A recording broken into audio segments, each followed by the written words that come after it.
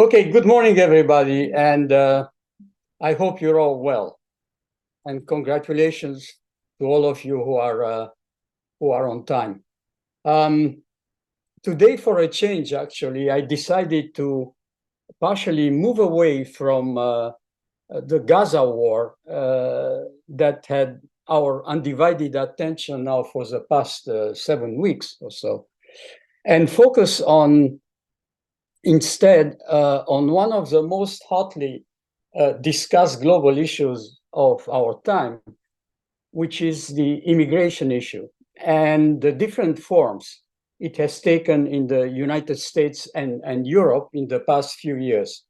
Well, rest assured, however, that the Middle East is not forgotten, and we'll be discussing the latest developments there a little bit later, as well as President Biden's meeting with his Chinese counterpart last week in San Francisco. But today, I'd like to start with something else. Now, the immigration issue, which has profound social, economic, demographic, and political implications for the host countries, as well as for the countries of origin of migrants, has only recently started to be addressed comprehensively by governments and experts, particularly in the host countries, which are deeply divided on how to deal with that issue. Between Democrats and Republicans in the United States, and between the 27 EU member states in Europe, where each of them has adopted piecemeal solutions that best meet their national interests. So given the global reach and scope of the issue, I thought it would be interesting, instructive to dedicate a few classes, maybe during the current session, maybe the next one, the winter one, depending on what's going on elsewhere, obviously, to the different ways that the immigration problem has been addressed in the United States and the European Union, as well as the relatively recent form of interstate immigration policy, which I'd call the weaponization of immigration. So today, we'll start with the United States. Following the announcement by President Biden a couple of months ago that his administration would build up 20 miles of border barriers in the Texas's Rio Grande Valley. And it's map number 1, please, Michelle. Now, the decision is a confusing one. Indeed, during his campaign for presidency, Biden had denounced efforts to build a wall along the US-Mexican border, saying it was not a serious policy solution. And he pledged also not to ever build another foot of border wall that, as you remember, had been one of the signature objectives of his predecessor, President Trump. Biden admitted, even more surprising actually, is that while making the announcement of building of a few 20 miles of additional wall, Biden admitted himself that he did not think that a wall would be effective. But effective or not, the administration felt that something needed to be done as political pressure to stem the flow of people has intensified among lawmakers across the aisle, who say that the recent migrant surge has overwhelmed the country's ability to house and feed them. Michelle, again, if you can put up map number 1. In fiscal year 2022 alone, US Border Patrol agents made 2.2 million stops of migrants trying to cross the border, an all-time record. Probably even more significant is another all-time high.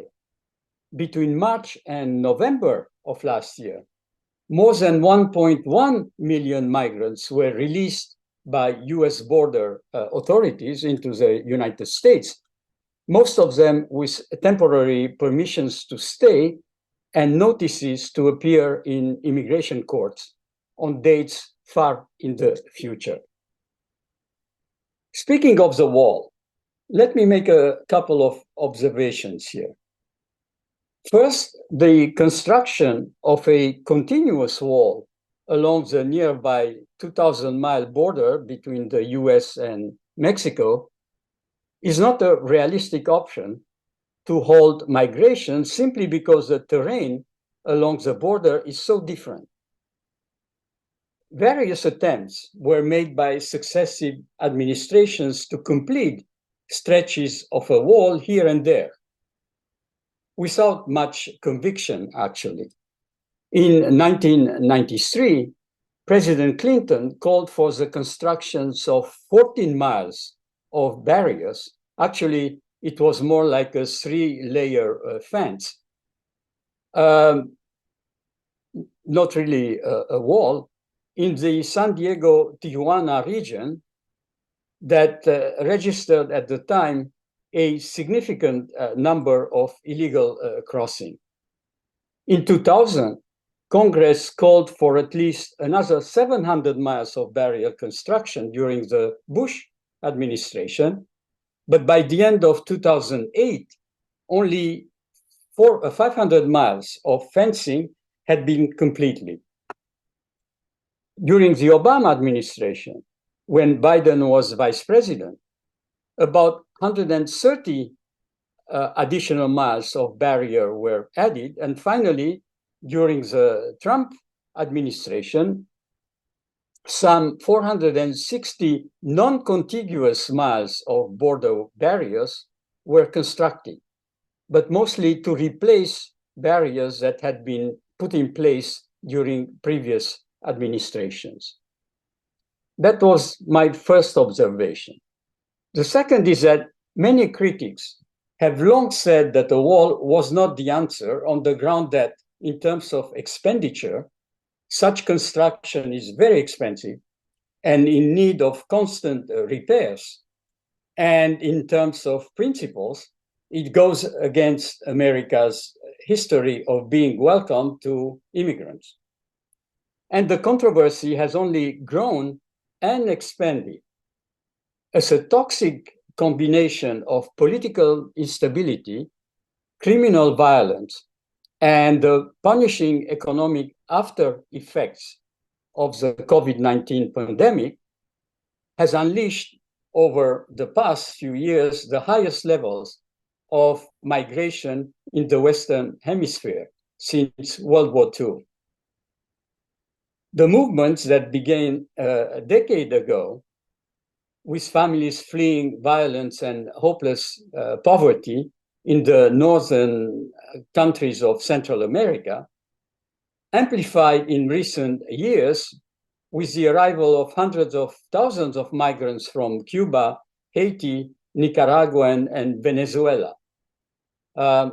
Michelle, I really need the maps, please. If I can now have map number 2, because you know I like to show what I'm talking about. Okay, just a second. Yeah, please. These countries, Cuba, Haiti, Nicaragua, and Venezuela, countries where misrule and repression have driven people out and where the US has very few options for mitigating the underlying causes. The US doesn't have much influence in countries like Venezuela, Nicaragua, Haiti, for different various reasons.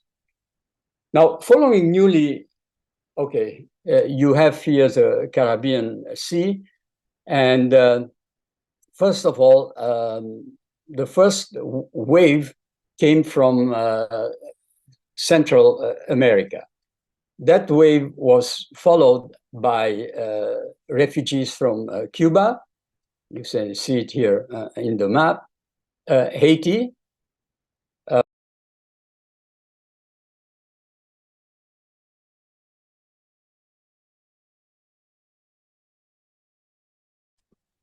And I said Nicaragua. It's here in Central America. Now, following newly forged migrant trade from South America, people from Brazil, Colombia, Ecuador, and Peru have also started to arrive in numbers not seen before. Now, the scale of the migration does not alone explain the dysfunction at the US borders. For at the core of the crisis is the US asylum system.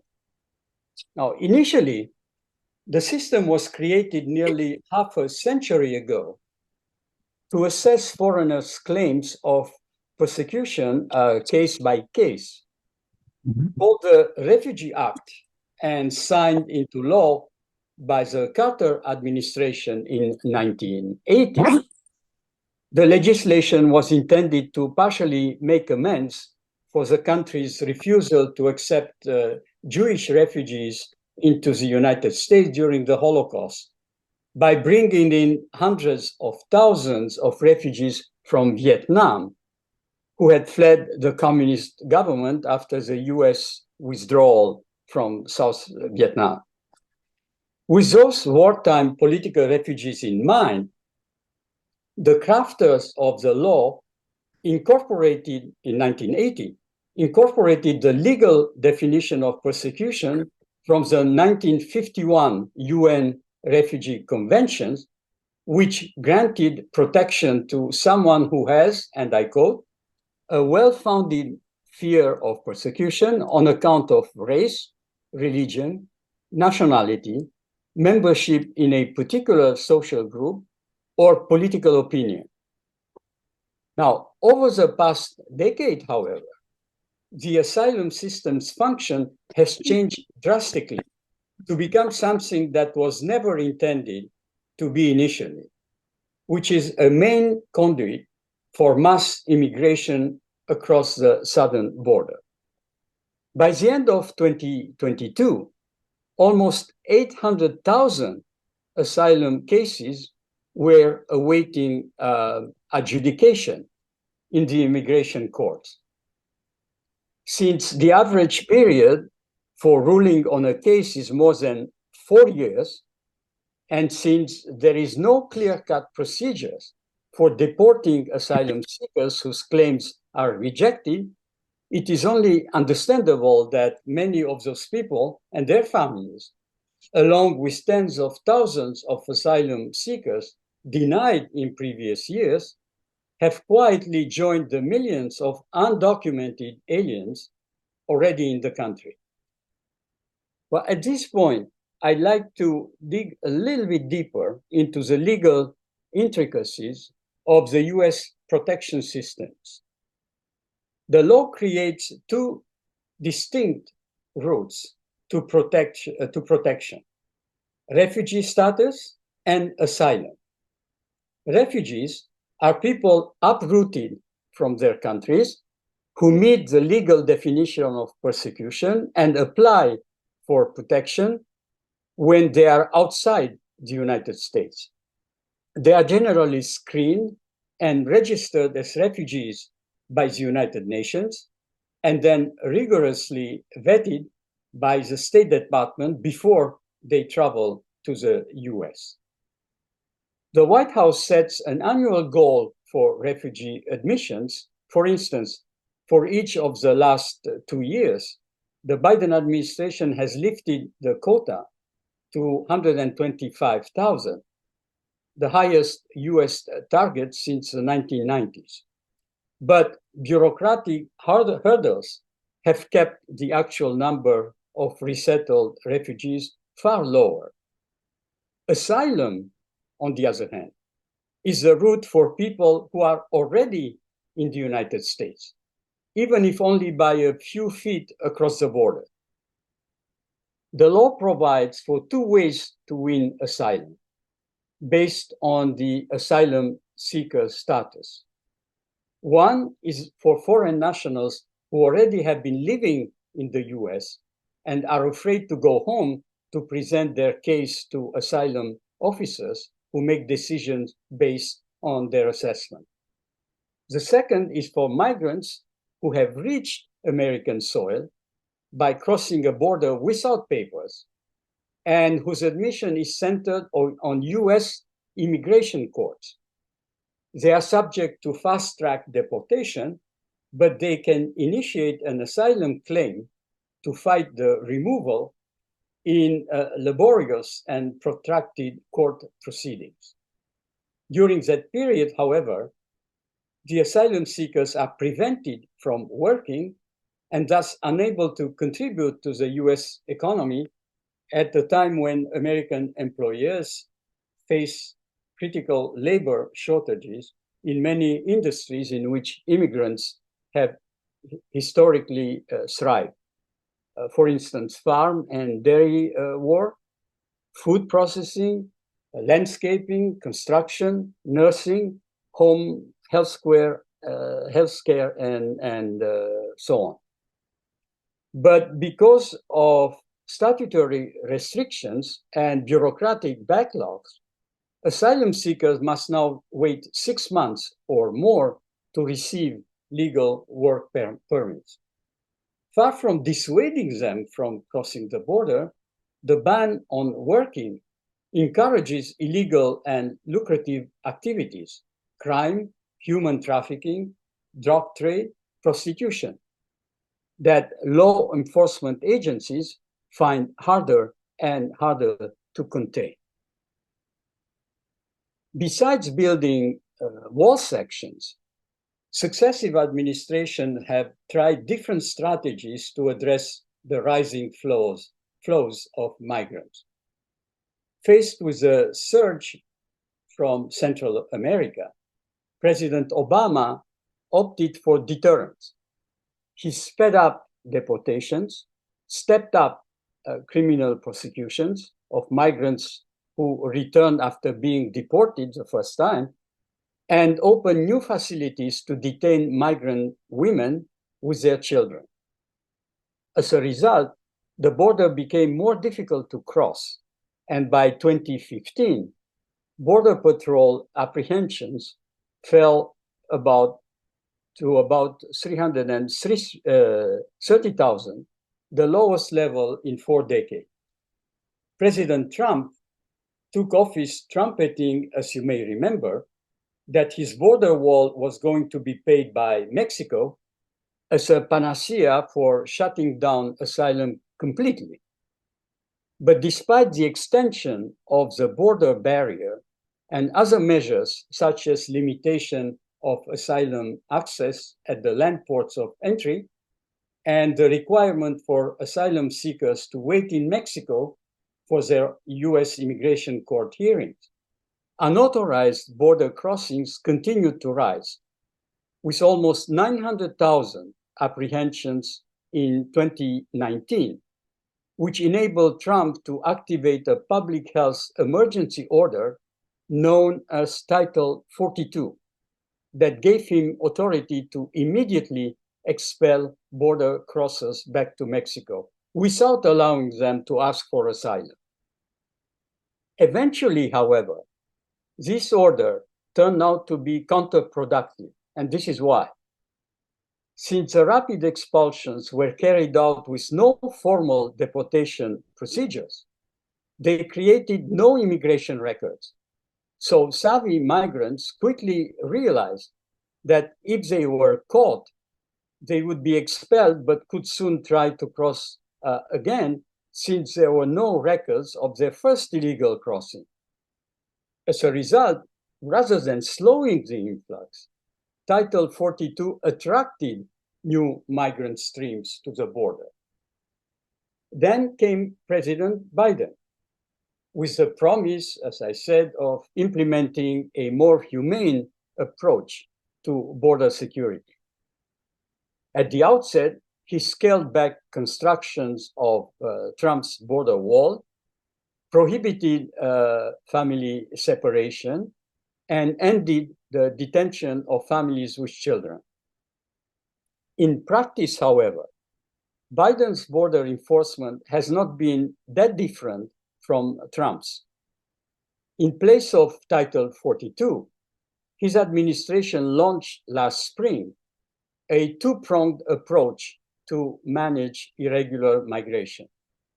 The first offers new lawful pathways to people before they reach the United States, with the creation of two regional processing centers in Colombia and Guatemala, where US refugee officers work alongside UN officials to screen people who wish to come to this country. The second approach imposes punitive consequences for those who fail to follow them. Under that new rule, migrants will not be eligible to asylum unless they either make an appointment to present themselves at an official land port of entry or can show that they have already been denied asylum in a third country they pass through on their way to the United States. The unauthorized crossers will be detained and swiftly deported to their home countries. At the same time, Biden also ordered 1,500 additional active duty troops to the southern border. And now, as I mentioned at the outset, came the announcement of this symbolic expansion of the border wall or fence. However, all these measures underscores the reality that his handling of immigration has become one of the biggest potential liabilities for his administrations, with polls showing deep dissatisfaction among voters about how he deals with the new arrivals.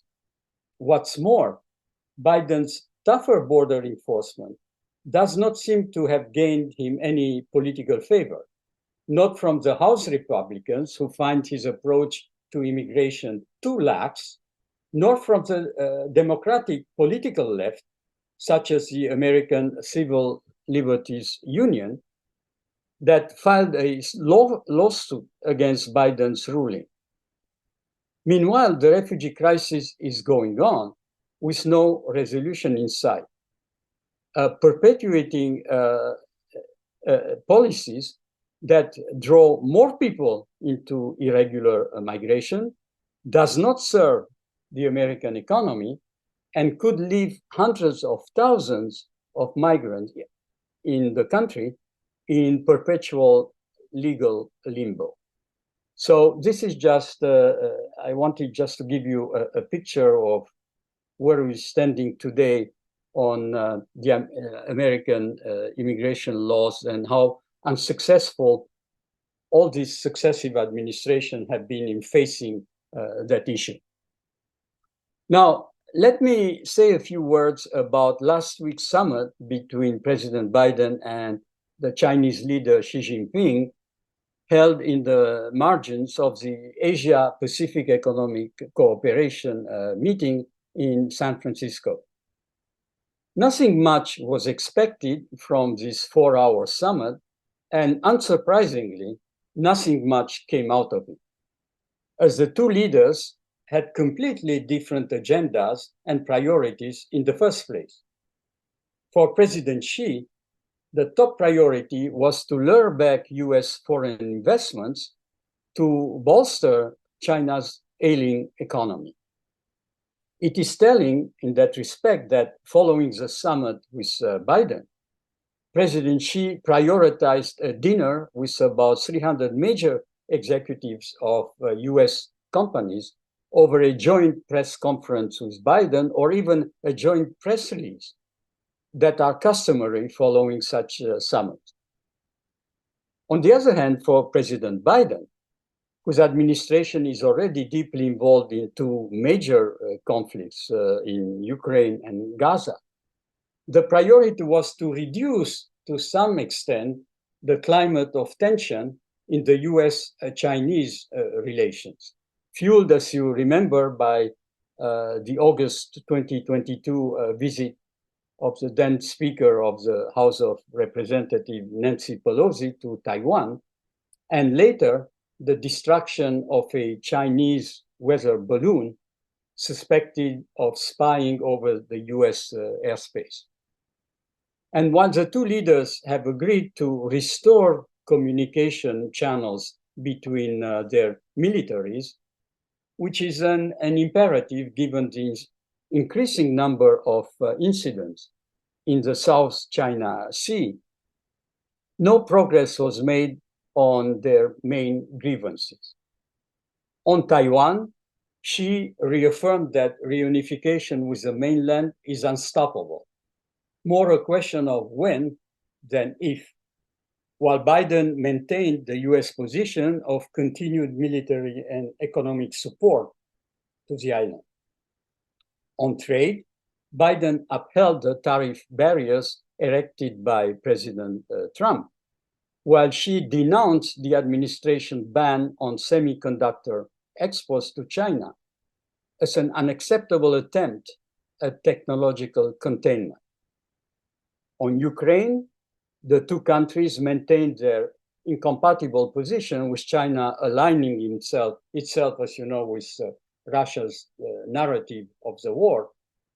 And finally, and maybe most importantly, Biden reaffirmed his administration attachment to the current world order that China considers outdated, ineffective, and unfair to the global South that Beijing is trying to pull along.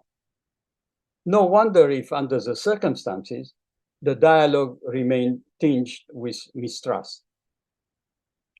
Beijing's incensed reaction to the dictator label that President Biden candidly used to portray his Chinese counterpart following their meeting, a label that Beijing rejected as irresponsible political manipulation, bears witness to this.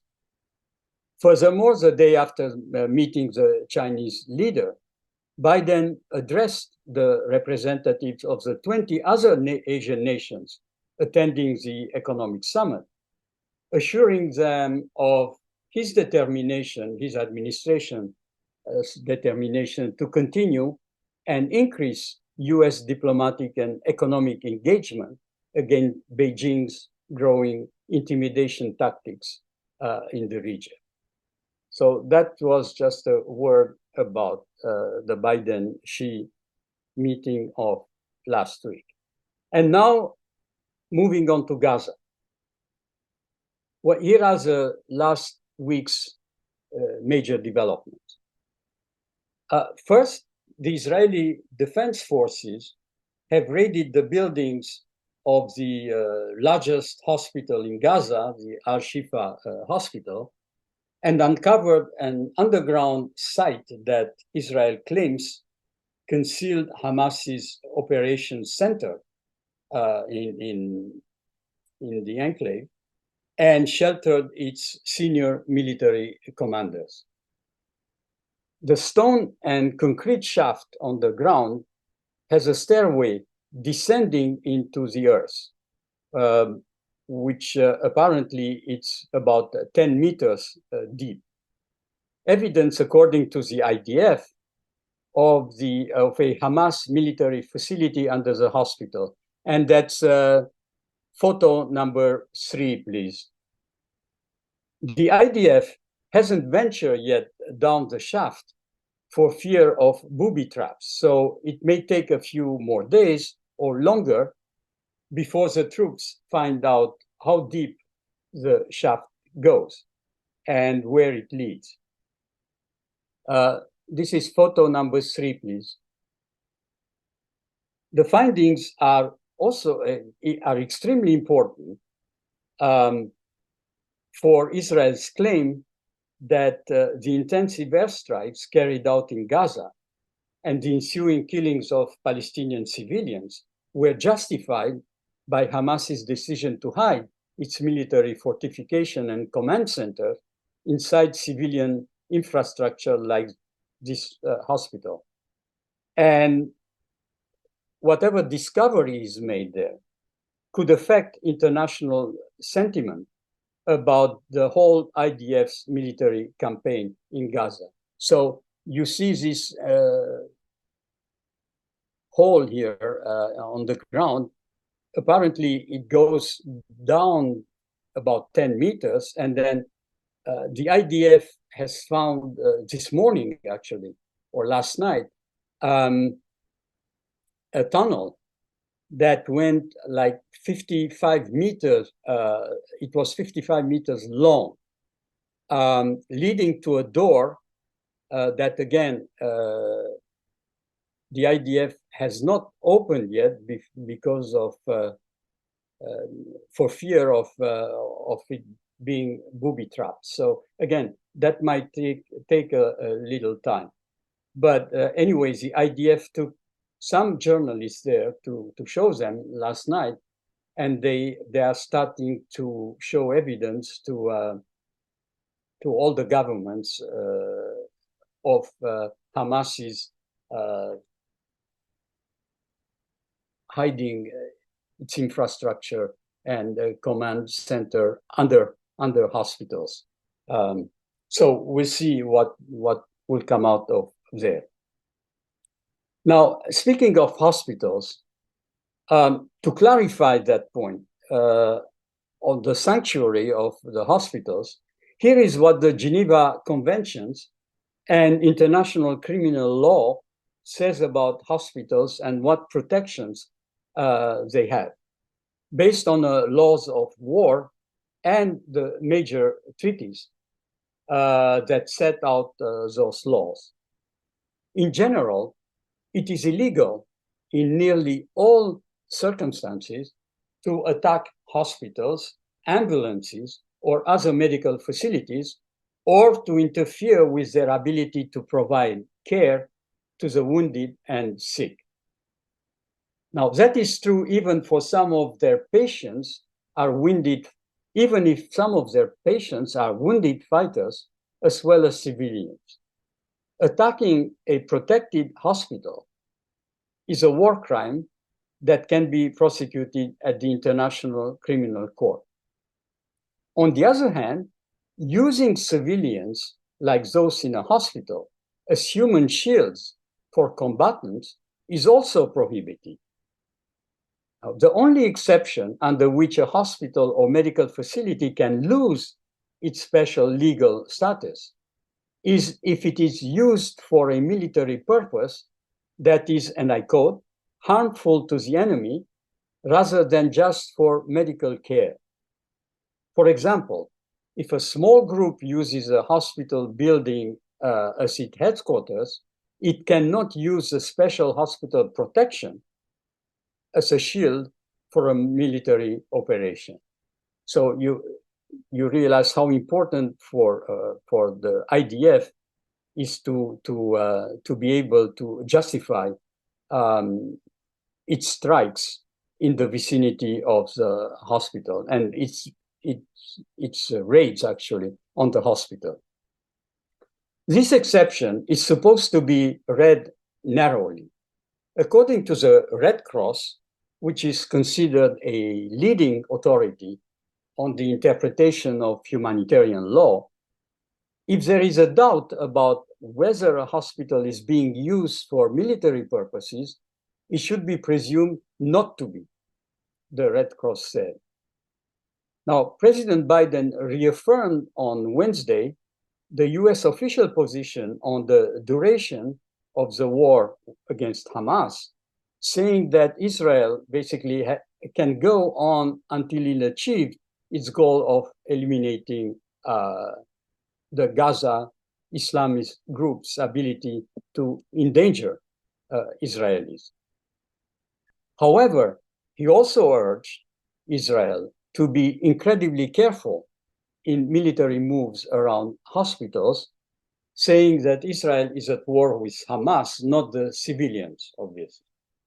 However, the same day, on Wednesday, last Wednesday, for the first time, the United States delegation has not prevented the UN Security Council from adopting a resolution which calls, and I quote, for urgent and extended humanitarian pauses and corridors throughout the Gaza Strip. The vote was 12-0, with the US, UK, and Russia abstaining. In a compromise, the resolution makes no mention of a ceasefire, but doesn't refer to Hamas's October 7th attack on Israel either. Third, Israel and Hamas may be nearing an agreement brokered by Qatar that would see hostages freed in exchange for a temporary ceasefire or pause. According to several reports, recent reports, yesterday, the day before yesterday, Hamas would be prepared to release up to 50 women and children in exchange for a 5-day ceasefire and the release of roughly the same number of Palestinian women and children detained, held in Israeli prisons. The information must be handled with caution, since earlier reports of hostage releases never materialized. So we'll see.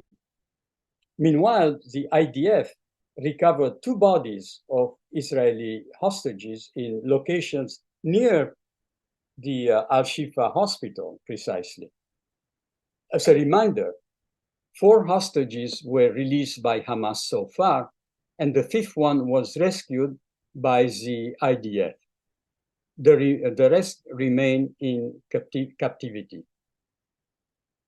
And finally, the last point is that according to multiple reports, Iran's supreme leader, Ali Khamenei, told the head of Hamas in a face-to-face meeting in Tehran that Iran would continue to lend Hamas its political and moral support, but would not intervene directly in the conflict unless it's itself attacked by Israel or the United States. Instead, Iran's clerical rulers intend to demonstrate solidarity for Hamas by using their Axis network of armed allies, including Hezbollah in Lebanon, the Houthis in Yemen, and also the Hamas on the West Bank, to launch rocket and drone attacks on Israeli and US targets across the Middle East without becoming engaged themselves. As I said myself in my previous presentation when it came to Gaza.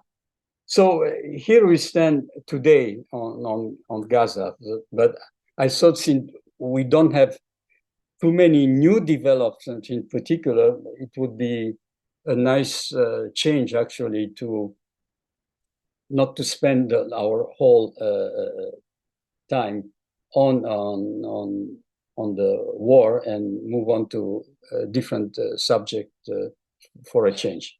All right, so now I open the floor for discussion and your comments and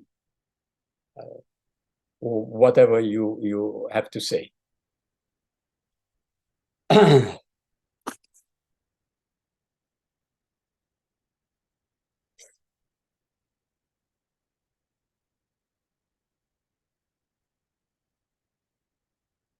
I know the first question is always the most difficult one, and then they keep coming. Okay, I have a comment. My comment is, so election year is coming up next year, and that's why Biden wants to make himself look good and put some wall up. That's my comment. Definitely, but as I said also in my presentation, in the Congress, he doesn't have to, I mean, this move, he was hoping indeed, for just what you said, that it would make him look good. but it doesn't seem to have helped a lot. On the contrary, again, the Democrats in his own party are finding this measure a tougher measure for admitting immigrants here, whereas the Republicans are saying, what does that mean? You know, a few miles of fence is just symbolic. It doesn't mean much, and Biden doesn't really is fighting the flow of migrants, which has reached, as I said, unprecedented numbers on the southern borders, and to the point where now, as you also might have seen in the news, impacts really the budgets of the larger cities, because there is a fight between different states.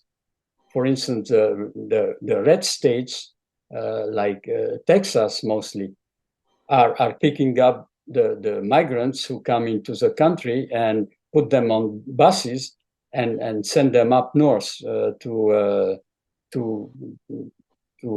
cities which are run by Democrats, putting them into a very difficult position financially, and even to just simply to accommodate this flow of migrants, for which they do not have the budget, and has an impact on the overall budget. New York City, that's the best example next door.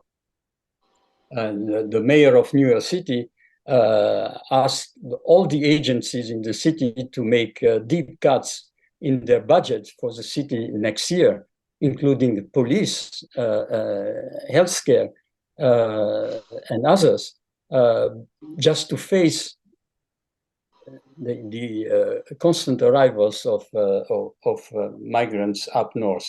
So that has a real impact on the cities, unprecedented impact on the largest US cities.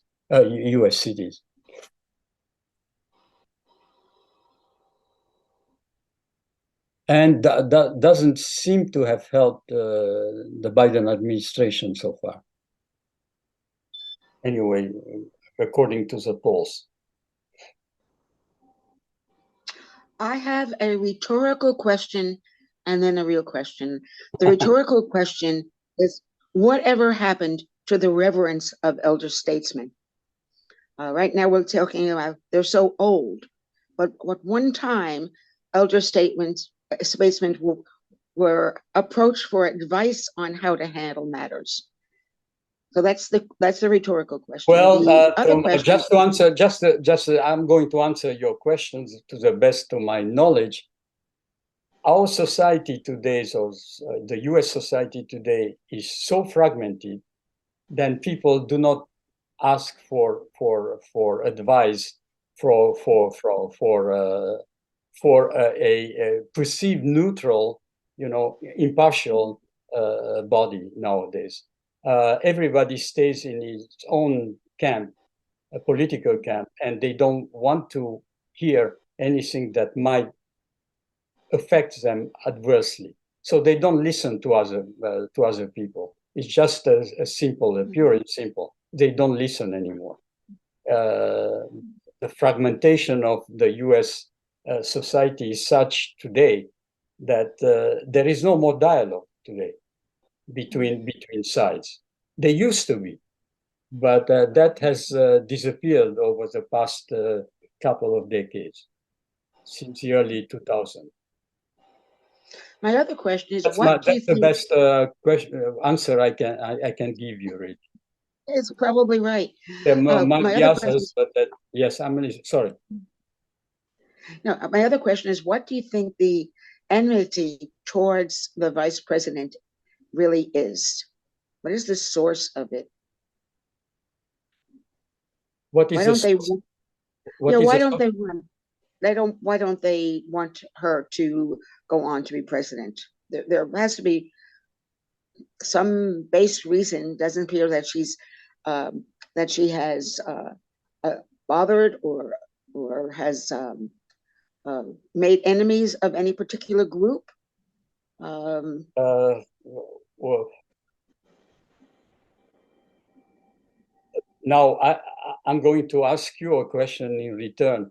Why would the vice president become president? I don't understand. Why? That's In what in the other words, past. she should be replacing, in your opinion, that's No, an I option didn't to say that. replace. No, I didn't say that.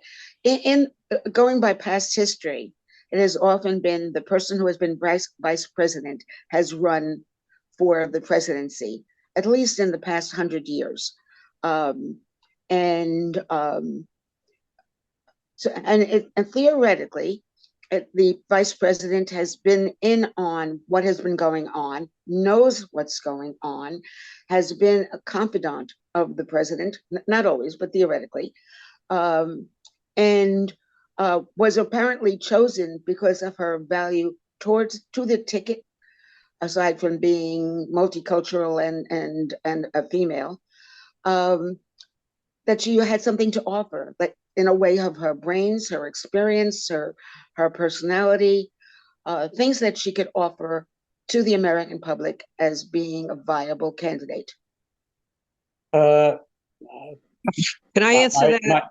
My response to that simply is that the American public opinion, the American public does not see the vice president as a possible option for the presidency. They don't believe that she has the competence necessary to be president. And honestly, she hasn't done much to show the American people otherwise, because every time, I mean, number one, the White House kept her away, in a way, from. But that's been the history of vice president. In fact, the story is that President Truman didn't even know about the atomic bomb until President Roosevelt died, and it was cast into his hands, and he had to make the decision. So that's not new. That's something that's been going on. I can talk about most of the vice presidents were not given roles that were in the forefront. Well, again, because she's not perceived as someone who's competent enough to become president. And as a matter of fact, the question hasn't even come up of a possible option for her to become president. It was discussed when Biden first ran, because if he died in office, she would immediately become president. So that was discussed, and that was decided that she was capable at that point of she was capable of becoming. I mean, she was part of the. For Biden, she was a perfect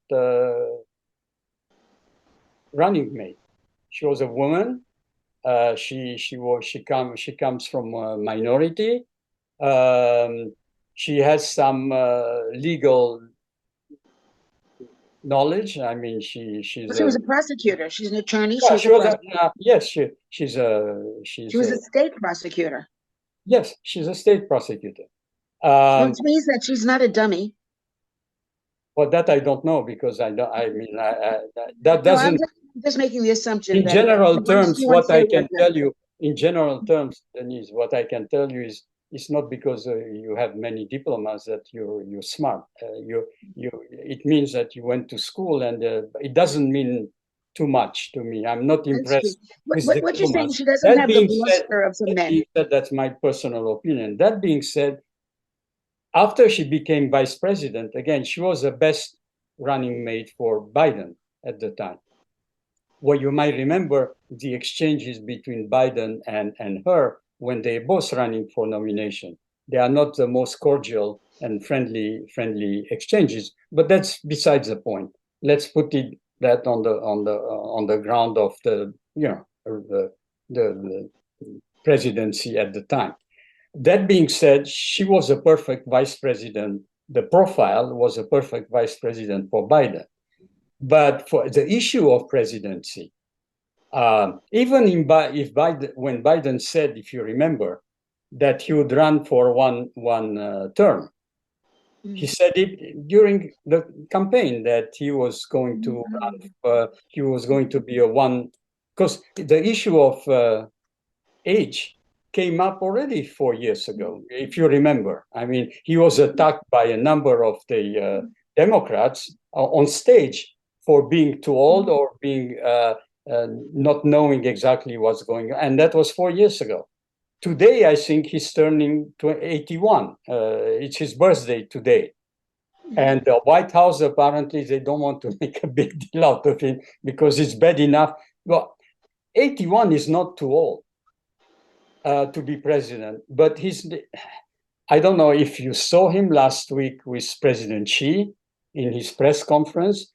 You always have this feeling that he was going to be off at some point during a press conference and say something that, or stop in the middle of the sentence and talk about something else. There is always a feeling that what comes next, everybody surrounding him and his people, his inner circle, are always uncomfortable or scared that he would come up with something. Now, 4 years ago, if you remember also, during the COVID time, Biden at the time, he didn't run, really. I mean, he came out for a couple of debates, Democratic, but most of the time, he was in the basement and other people were running the elections for him. This time, there is no more COVID. So he would have to come out and run. Now, when you see him, you wonder if he's capable of running a presidential election, but this time really running it, which is extremely exhausting, even for someone who's in very good shape. So that remains to be seen. Most American people say no, they would like to see someone else. But to answer your question, the option of the vice president never came up. She's not considered by the Democrats as a viable option to run against a Republican. Now, whether it's Trump or someone else. So that's the only thing I can tell you. I think in terms of competence and in terms of what she had shown during Biden's term was not impressive, okay? So the question has not come up. So she's not in no position of really running.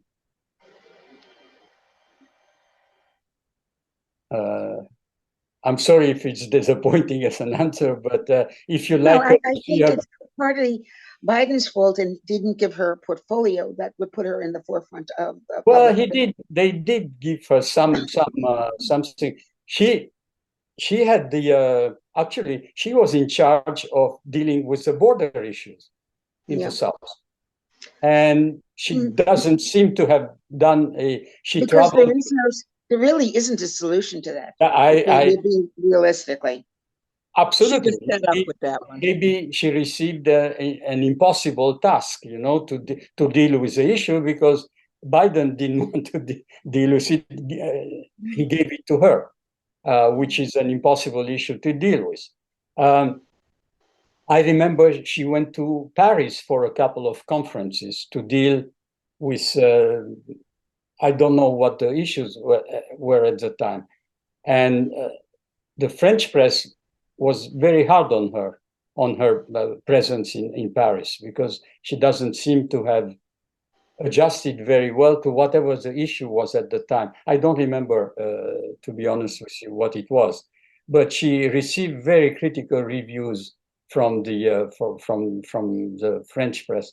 So again, I don't know if her performance was good enough for the Democrats to consider her as a viable option in case Biden is not running, or in case something happens to the president. I think most people saw her as a lightweight, that he wanted a woman and he wanted basically yes. They saw her again as a perfect running mate for Biden 4 years ago, because she filled all the boxes. All the boxes. So now I don't even know, honestly, today, if Biden decides to run for president, finally he will give his I think he will give his final decision around the New Year's, he said. At that time, if he runs again, I think the Democrats would be worrying that if something happens to Biden during the second term, she might take over the presidency. So I don't even know if the Democrats are not pushing Biden, if he were to run again, to choose a different vice president. Again, I don't know. I thought she was a good debater. I had watched the debates going back 4 years ago, and I thought she was a good debater. Okay, well, fine. But I really don't know what the Democrats are thinking. But definitely the public opinion is not very much. Now, they're thinking of a black male. Not blackmail, but of a black male. That's the last thing I heard. Well, you hear all kinds of things.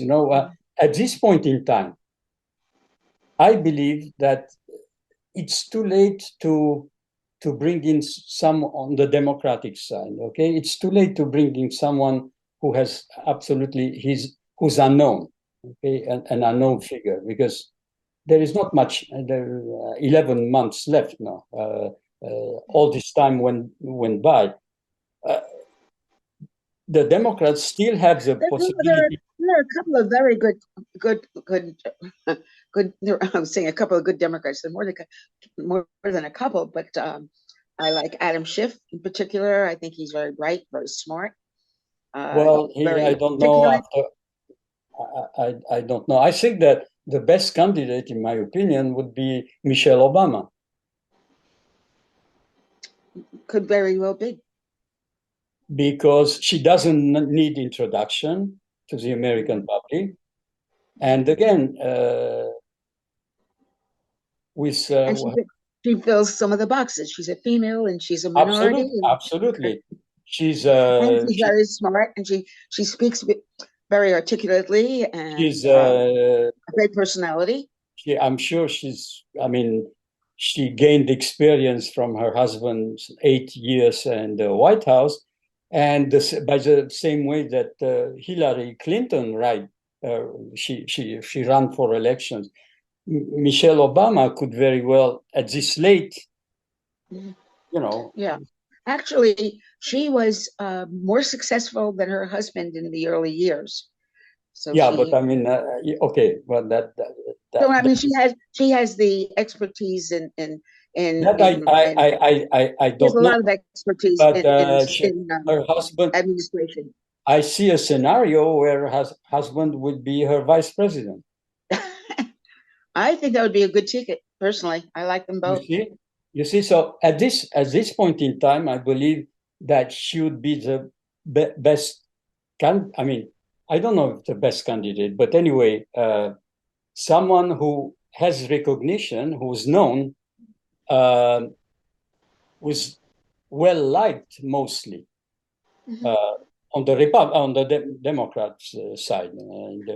She was voted one of the most I think the most popular woman among independents. Also, I think they wouldn't be too much opposition to her.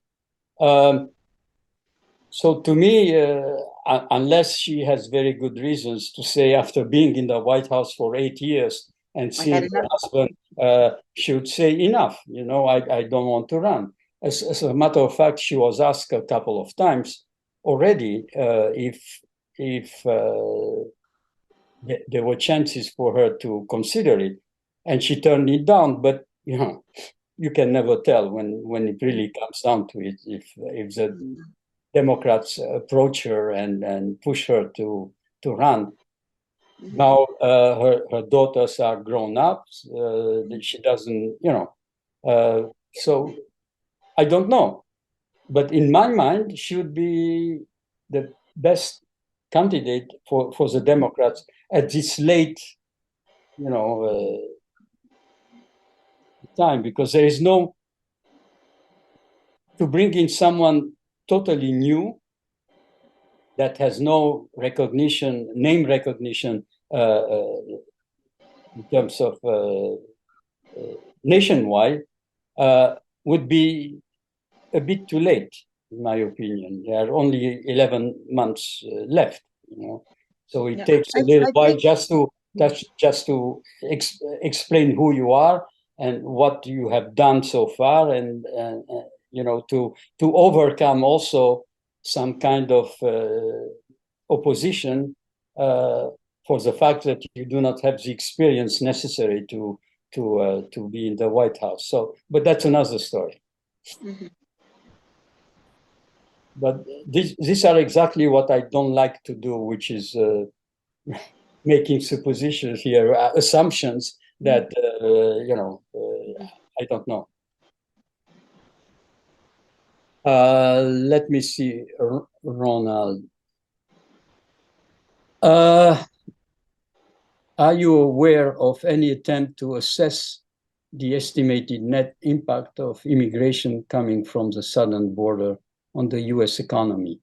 Growth in national income from the migrants' eventual labor contribution versus cost incurred to house, feed, and otherwise support them. No, I don't. I don't know if this type of assessments have been conducted, as a matter of fact, Ron, at any time. It's too much. It's too much of an enterprise, if nothing, because there are so many hundreds of thousands of people who work illegally. So it's impossible to assess. It's possible to do some assessment for people who work legally in the United States, their costs versus their contribution to the economy. But since there are so many, there are millions, I guess, of illegal, undocumented migrants in the country who are working in the United States illegally.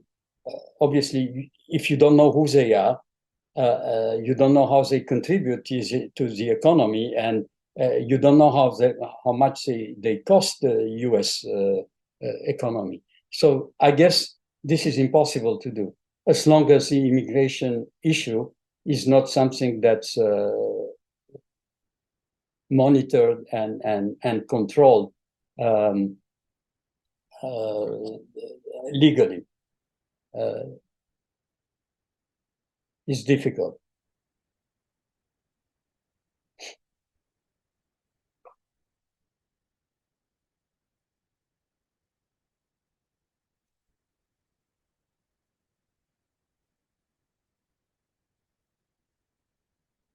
Okay, anything else on Gaza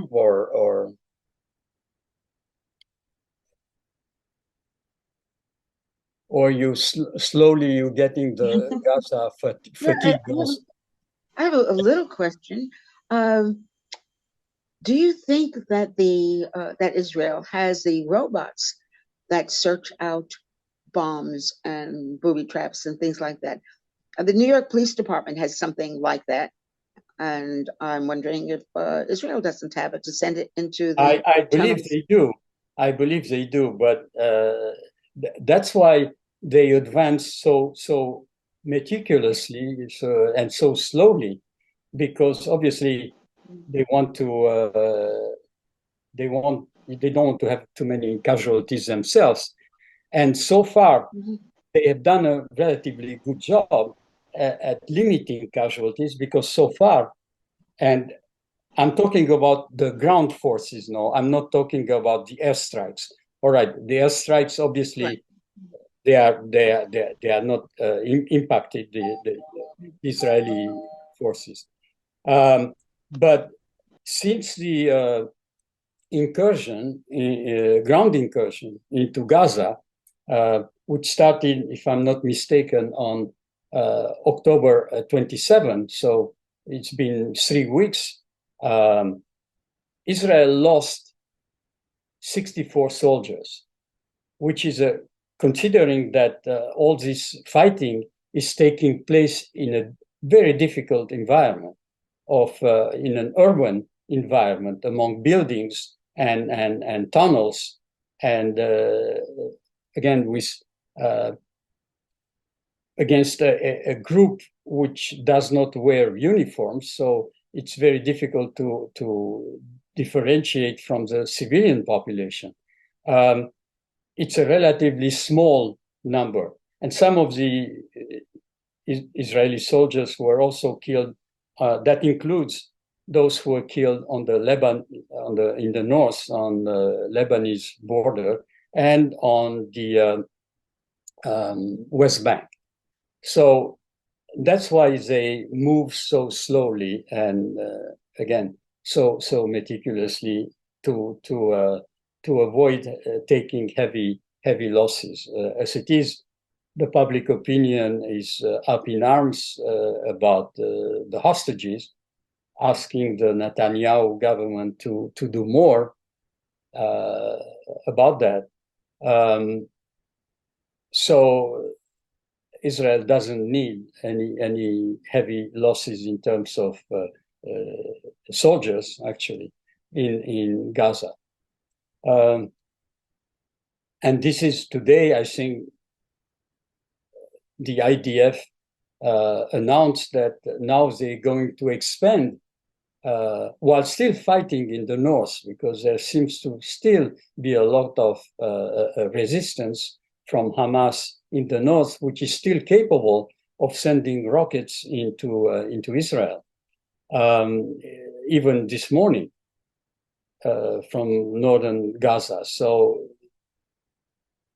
even though Israel says it took total control of that area, there are still pockets of Hamas resistance in there.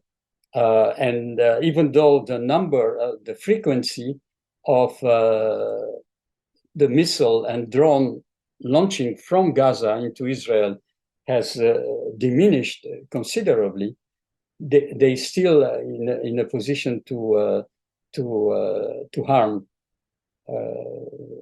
Israelis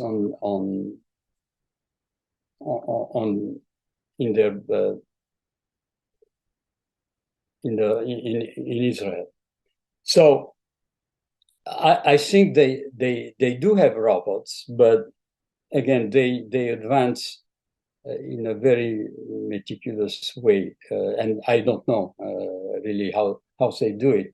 But eventually, speaking of that door that might lead to a command center, and Israel's army hopes so, to be able to demonstrate to the whole world that despite its denials, Hamas is using these tunnels under hospitals and schools and mosques to put to stockpile their equipment and to have command centers. They are going very slowly about it. So we'll see.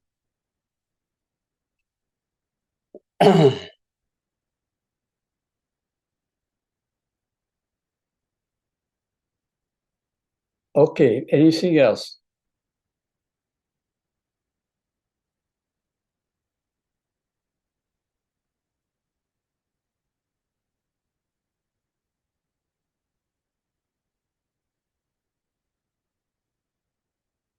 Let's see, nothing in the box, nothing on the chat. Ronald, it is quite likely that Israel has various artificial intelligence applications to enhance their military operations in Gaza. No doubt. I obviously I don't know which, but no doubt.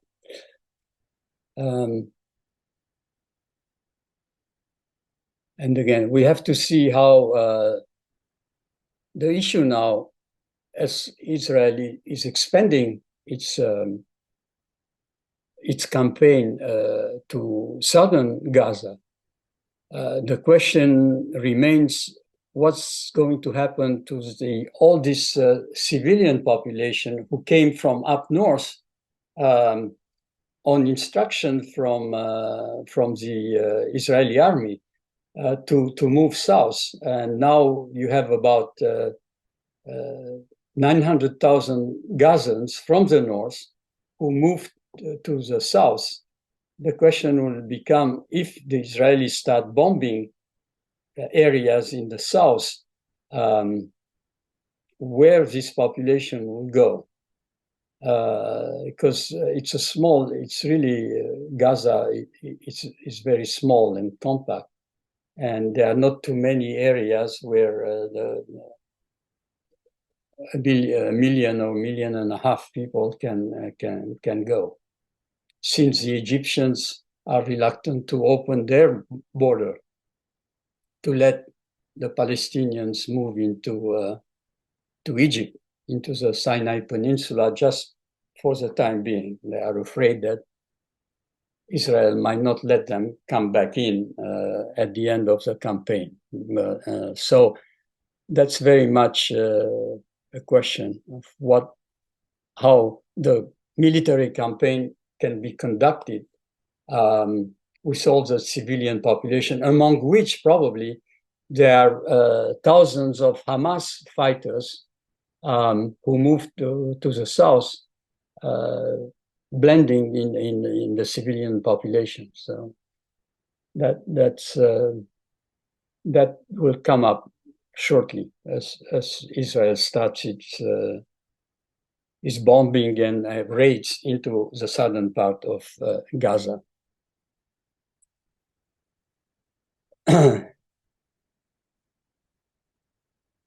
Which makes it even more complicated, actually, since the only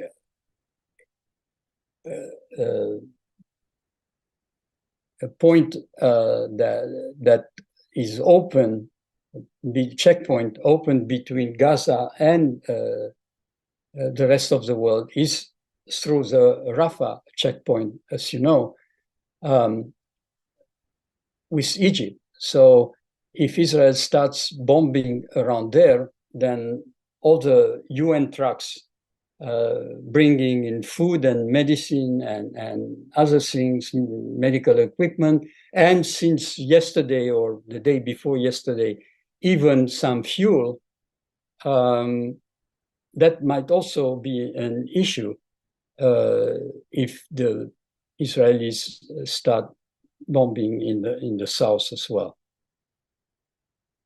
So that remains to be seen. We'll have an answer to that, I guess, by next Monday. It will be clearer how this campaign will be going on. Anything else? No, we've run out of questions. 1, 2, 3, that's it? Okay. Well, thank you very much. And for those who stayed till the very end, have a very nice Thanksgiving. Same to you, Pierre. And then I see you all next Monday, hopefully. Bye-bye all. Bye-bye. Have a great week. Thank you, Michelle.